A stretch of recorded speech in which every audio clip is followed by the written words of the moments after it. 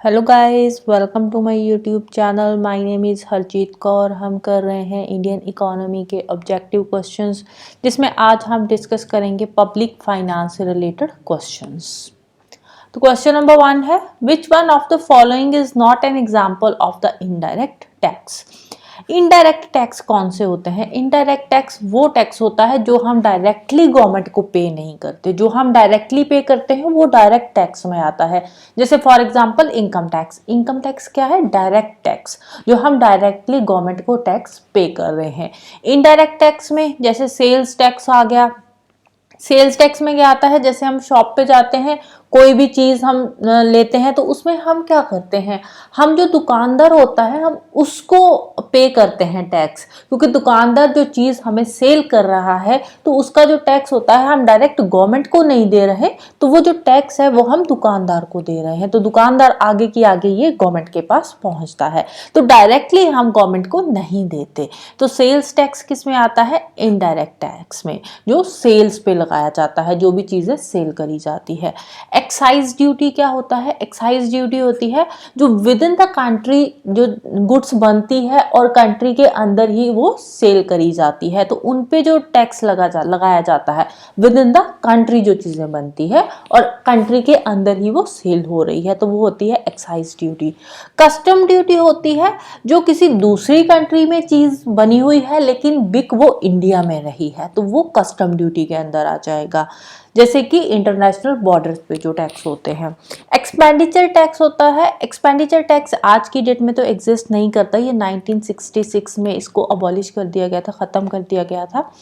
तो इससे पहले एक्सपेंडिचर टैक्स लगाया जाता था। एक्सपेंडिचर टैक्स क्या होता था? ये डायरेक्ट टैक्स में आता था। एक्सपेंडिचर टैक्स जो था ये इनडायरेक्ट टैक्स में नहीं आता था। क्योंकि एक्सपेंडिचर टैक्स क्या होता था? फॉर एग्जाम्पल कोई पर्सन है, उसकी एनुअल इनकम है 50 लाख, राइट। 50 लाख उसकी एनुअल इनकम है और इस 50 लाख में से वो 35,000 क्या कर रहा है? खर्च कर रहा है और 15,000 वो सेव कर रहा है। तो उसके पे जो इनकम टैक्स लगाया जाता था वो 15,000 पे इनकम टैक्स लिया जाता था और 35,000 जो कि वो खर्चा कर रहा है तो इस पे एक्सपेंडिचर टैक्स लगाया जाता था। लेकिन 1966 में एक्सपेंडिचर टैक्स जो था ये खत्म कर दिया गया था। सिर्फ और सिर्फ इनकम टैक्स ही रह गया था, जो कि 50 लाख अगर इनकम है तो वो 50 लाख पे ही लगाया जाएगा, राइट। तो ये है एक्सपेंडिचर टैक्स, जो कि यहाँ पे डायरेक्टली गवर्नमेंट को पे किया जाता था। नेक्स्ट है interest on public debt is a part of. Public debt क्या होता है? पब्लिक डेट होता है जो गवर्नमेंट किसी भी इंस्टीट्यूशन से पैसा लेती है या किसी बैंक से पैसा लेती है, वो आ जाता है पब्लिक डेट में। तो ये किसका पार्ट है? Transfer payments bye the government. Next, which authority recommends the principles governing the grants in aid of the revenue of the states out of the consolidated fund of India? तो governing body कौन सी है? उसका नाम है finance minister. कौन से article के under आती है? आर्टिकल 280 में मेंशन है। Next, which amidst the following taxes collected by the union is not mandated to be assigned to the states? Tax हमने बताना है, कलेक्ट कौन करता है? यूनियन, सेंट्रल गवर्नमेंट कलेक्ट करती है, बट जरूरी नहीं है कि वो जो टैक्स है सेंट्रल गवर्नमेंट वो स्टेट्स को दे, ये मैंडेटरी नहीं होता यहाँ पे। तो कौन सा टैक्स है? वो टैक्स है सर्विस टैक्स। सर्विस टैक्स जो होता है ये कलेक्ट करती है सेंट्रल गवर्नमेंट, बट ये जरूरी नहीं है कि वो स्टेट्स को वो टैक्स दे ही दे, राइट। नेक्स्ट है the break even point is where. Break even point क्या होता है? ब्रेक इवन पॉइंट होता है जब गवर्नमेंट के रेवेन्यू और कॉस्ट दोनों बराबर हो जाते हैं। जितना गवर्नमेंट का रेवेन्यू है उतनी ही गवर्नमेंट की कॉस्ट है। तो वो जो पॉइंट होता है जिस पॉइंट पे आकर गवर्नमेंट का रेवेन्यू और कॉस्ट दोनों बराबर हो जाते हैं, उस पॉइंट को बोलते हैं ब्रेक इवन पॉइंट। तो आंसर आ जाएगा option B, average revenue equals average cost, right.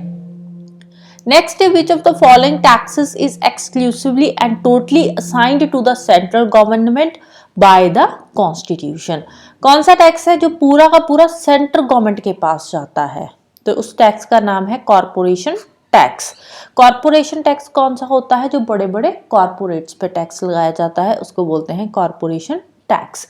वो सारा का सारा टैक्स किसके पास जाता है? सेंट्रल गवर्नमेंट के पास जाता है। नेक्स्ट है fiscal policy is related to, fiscal policy क्या होती है, फिस्कल पॉलिसी किससे रिलेटेड है, फिस्कल पॉलिसी गवर्नमेंट के रेवेन्यू और एक्सपेंडिचर से रिलेटेड है, right, it is related to the government's revenue and expenditure.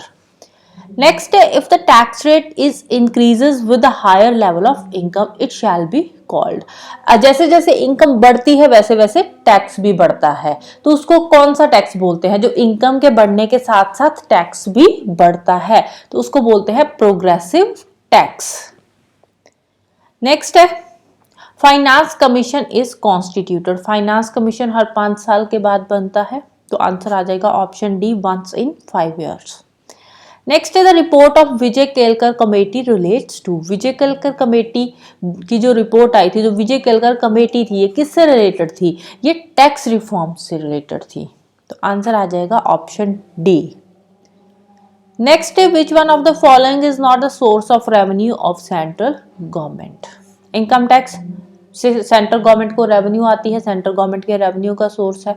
Corporate tax, ये तो सारा का सारा ही सेंट्रल गवर्नमेंट के पास जाता है। एक्साइज ड्यूटी, ये भी सेंट्रल गवर्नमेंट की रेवेन्यू का सोर्स है, लेकिन जो एग्रीकल्चरल इनकम टैक्स है ये सेंट्रल गवर्नमेंट की रेवेन्यू का सोर्स नहीं है।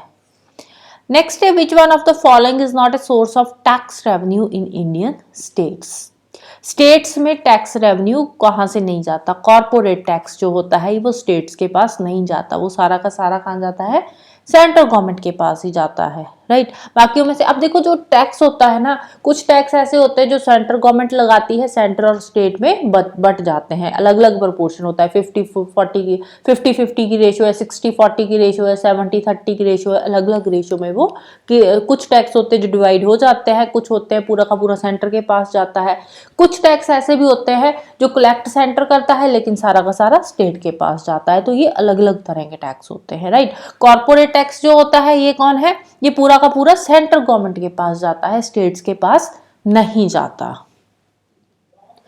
नेक्स्ट है, which of the following taxes are levied and collected by the centre but the net proceeds are wholly transferred to the states. अब ये टैक्स कौन सा टैक्स है, जो लगाता सेंट्रल गवर्नमेंट है, कलेक्ट भी सेंट्रल गवर्नमेंट करती है, बट वो सारा का सारा किसके पास जाता है, स्टेट्स के पास चला जाता है, तो कौन सा टैक्स है, टैक्सेस ऑन एडवर्टीजमेंट्स। नेक्स्ट है, the budgetary deficit in union budget of India is equals to, budgetary deficit का फॉर्मूला क्या होता है, fiscal deficit minus capital deficit, right. Next है, as we all know ministry of finance every year prepared union budget and present it to the parliament, which of the following is are the elements of the union budget, union budget में revenue और capital receipts के estimates होते हैं, ways and means to raise the revenue, revenue कैसे हमने अपना increase करना है वो भी यूनियन बजट में मेंशन होता है, एक्सपेंडिचर के एस्टिमेट्स भी यूनियन बजट में इंक्लूडेड होते हैं, राइट। तो तीनों के तीनों ऑप्शन ही यहाँ पे करेक्ट है, तो आंसर आ जाएगा option D, all 1, 2 and 3। Next है, which of the following is not a tax duty levied by the government of India, income tax government of India लगाती है, एजुकेशनल सेंस ये भी गवर्नमेंट ऑफ इंडिया लगाती है, service tax ये भी government लगाती है, टोल टैक्स ये गवर्नमेंट ऑफ इंडिया नहीं लगाती, टोल टैक्स कौन लगाता है, ये National Highway Authority of India लगाती है, राइट। नेक्स्ट है, which of the following taxes is collected by the government on the sale of goods and services in the country, goods and services पे पहले, अब ये आज की डेट में नहीं है, आज की डेट में तो जीएसटी आ गया है, जीएसटी के अंदर ही सारे टैक्स आ गए हैं, तो ये क्वेश्चन पहले का है, तो गुड्स एंड सर्विसेज टैक्स जो है इसमें से कौन सा है, तो वो है वैट, वैल्यू एडेड टैक्स, लेकिन आज की डेट में अगर हम बात करें तो वैल्यू एडेड टैक्स एग्जिस्ट नहीं करता, उसकी जगह पे कौन आ गया है, जीएसटी। नेक्स्ट है, fiscal deficit is, fiscal deficit क्या होता है, फिस्कल डेफिसिट का फॉर्मूला है total expenditure less total receipts excluding borrowings, total expenditure से जब हम टोटल रिसीट्स को माइनस कर देंगे तो हमारे पास आता है फिस्कल डेफिसिट, इसमें बोरोइंग्स इंक्लूडेड नहीं होती, तो आंसर आ जाएगा ऑप्शन डी। नेक्स्ट है, which of the following is not a part of the structure of financial system in India, industrial finance, government finance, personal finance ये फाइनेंशियल सिस्टम का part है, लेकिन एग्रीकल्चरल फाइनेंस जो है ये फाइनेंशियल सिस्टम का part नहीं है। नेक्स्ट है, as we all know government of India collects tax revenue on various activities in country, which of the following is the part of tax revenue of the government. Income tax government का tax revenue है, income tax से government को revenue आता है। Expenditure पे जो tax लगाया जाता था पहले, जो लगाती थी गवर्नमेंट, उस पर भी इसको रेवेन्यू होता था गवर्नमेंट को। प्रॉपर्टी टैक्स या कैपिटल एसेट्स पे किसी पे भी जो टैक्स लगता है गवर्नमेंट की रेवेन्यू का सोर्स है।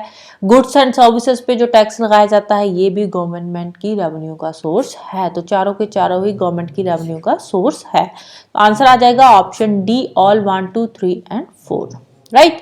So this is all about today. जाने से पहले वीडियो को लाइक कर देना, शेयर कर देना और चैनल को सब्सक्राइब कर लेना। Thank you, bye bye and have a nice day.